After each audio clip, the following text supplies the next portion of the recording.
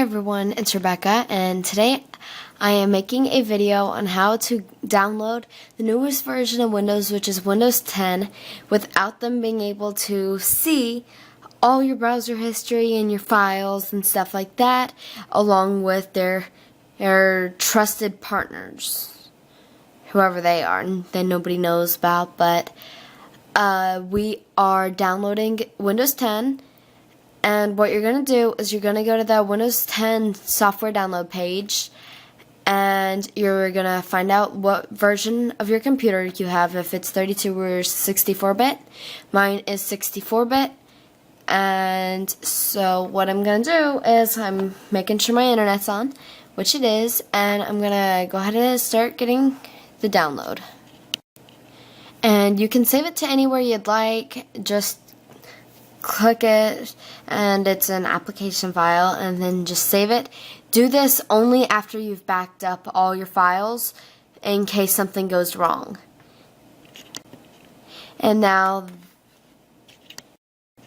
okay, so now that I've opened it, now that I've downloaded it, I have it open in its destination, and I am going to start opening it, and it's just going to ask if I will accept Microsoft Corporation, which I will. And sorry about on-screen keyboard. My computer recently broke, so my computer keyboard broke, so I've been using that instead. Alright, it might take a minute to pull up, but once it does, you can create the installation media for another PC, which means you can put it on a DVD to make a Windows DVD, or you can just do it and upgrade your PC now, which is what I'm doing. Click next, and this could take a while.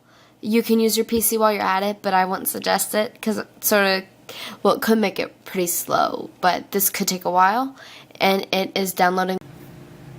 Alright, so after that part's done, this will come up, this license terms, and what you're just going to do right here is accept it.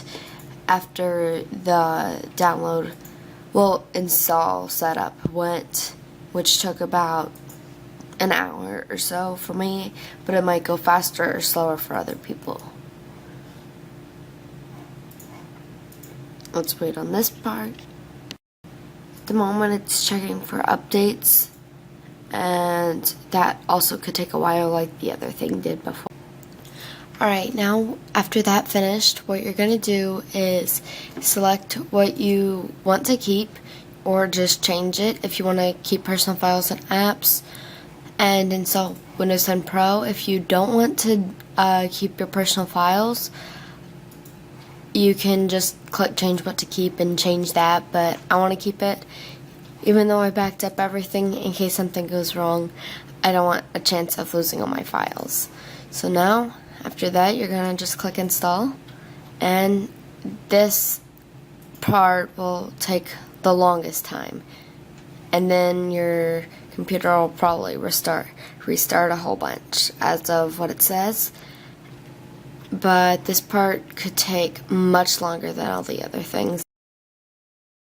Alright, now that we're done with that, my computer restarted, and now it is upgrading Windows, and this is the part that is probably going to take much longer. The other part only took about 30 minutes to an hour, and now this part I see taking much longer. It's where you're copying your files and configuring settings, and where you're just installing the drivers and all the stuff you need with Windows, and this is the part where your PC will restart several times most likely, and when to not turn off your computer, or else something really might go wrong. So I would not recommend turning off your computer during this.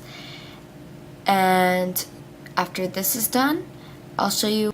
Alright, so after that finished, which it took about 2 hours, and restarted about 4 or 5 times, now it just says welcome back. You can sign into a different account right here if need be, but now all you do is just click next. Here's where it asks if you want to use express settings, but this is one of the ways that they can see every single thing you do on all your devices basically, that have Windows 10. And if you don't want that, which I don't, you don't have to do that. We're just going to go here and customize settings. Here is all the different settings. Alright, so with this one is let Windows and apps request your location, including location history, and send Microsoft and trusted partners some location data to improve location services. I'm clicking no to that because that means they know exactly your location through that, and their trusted partners will too, and I don't really know who their trusted partners are. Here's let apps use your advertising ID for experiences across apps. I don't really want my advertising ID to be there because that is a really important Windows ID that each and every user has. Here's send typing and inking data to Microsoft to help improve the recognition and support or suggestion platform, which means they'll be able to see what you type, and that is something we're going to say no to. Of course, unless, of course, if you want Microsoft and their trusted partners to see everything like that. And then personalize your speech, typing, and inking input by sending contacts and calendar details along with other associated input data to Microsoft, which also sends to their trusted partners as of what I was reading. So I'm also going to turn that one off.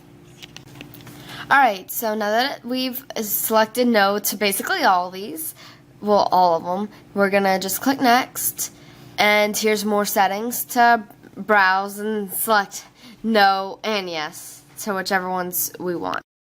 Alright, so right here is using Smart Screen Online Services to help protect against malicious content and stuff.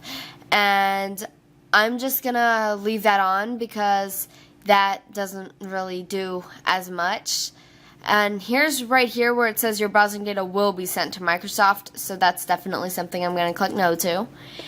And automatically connect to suggested open hotspots, and it even says not all networks are secure, and that's something I don't want it to automatically do.